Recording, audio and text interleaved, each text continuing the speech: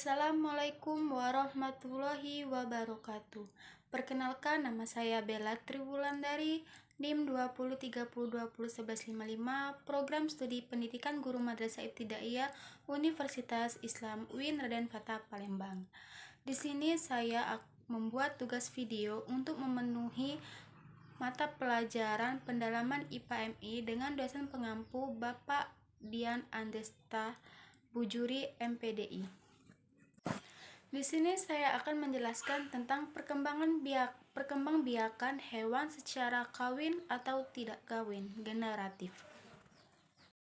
Proses perkembangbiakan yang terjadi pada makhluk hidup dibedakan menjadi dua, yaitu secara generatif dan vegetatif.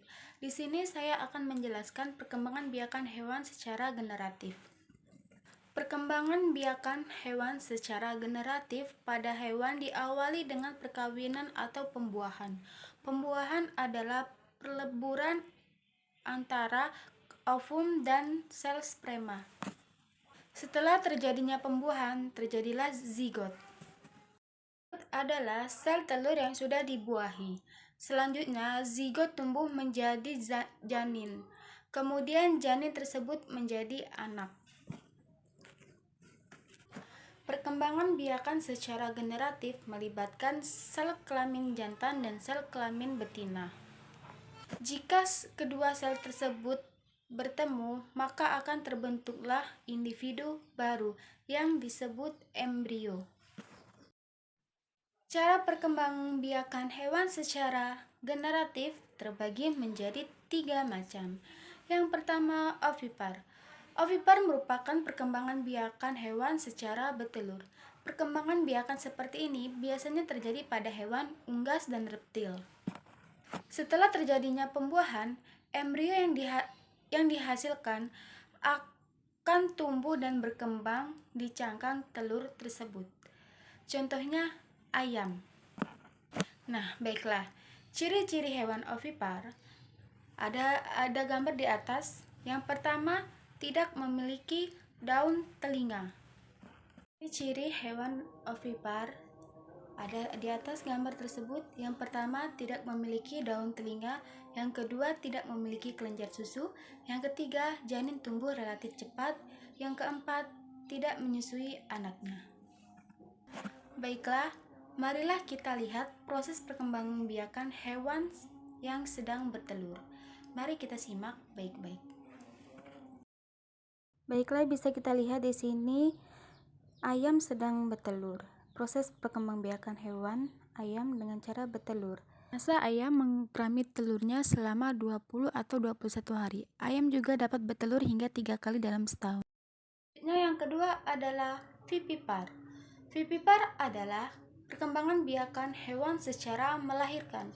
Setelah terjadinya pembuahan, embrio akan tumbuh dan berkembang di dalam rahim sang induk betina.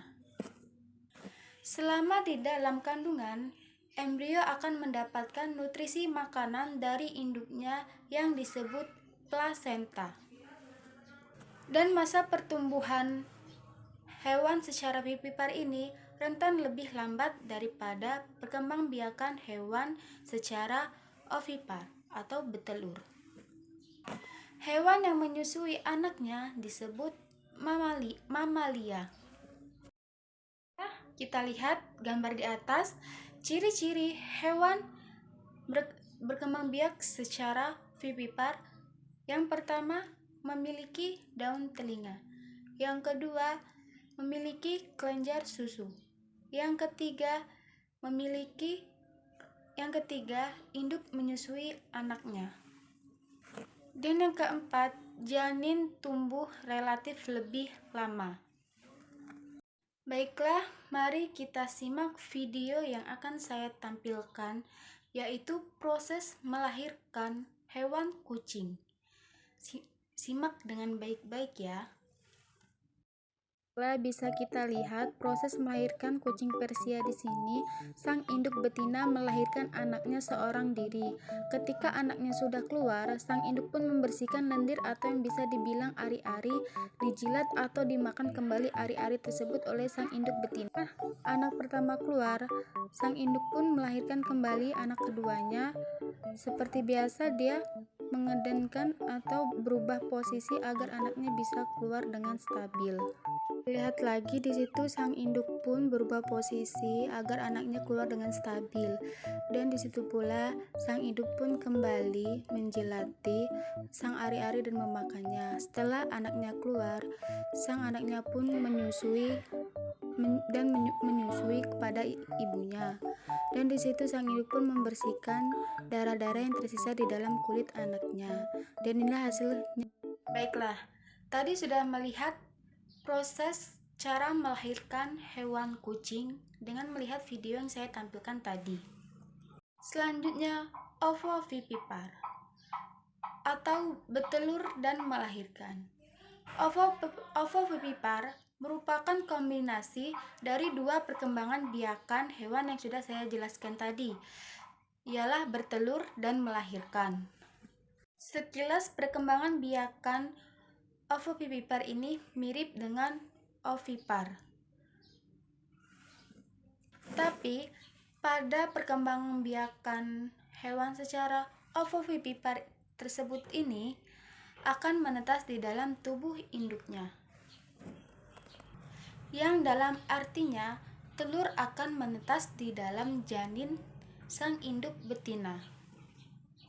Setelah menetas di dalam rahim induk betina, barulah calon anak tersebut akan dikeluarkan dari rahim sang induk betina tersebut. Baiklah, contohnya pada gambar di atas ialah kadal. Kadal sebenarnya hewan bertelur, tetapi kadal juga bisa bertelur dan melahirkan.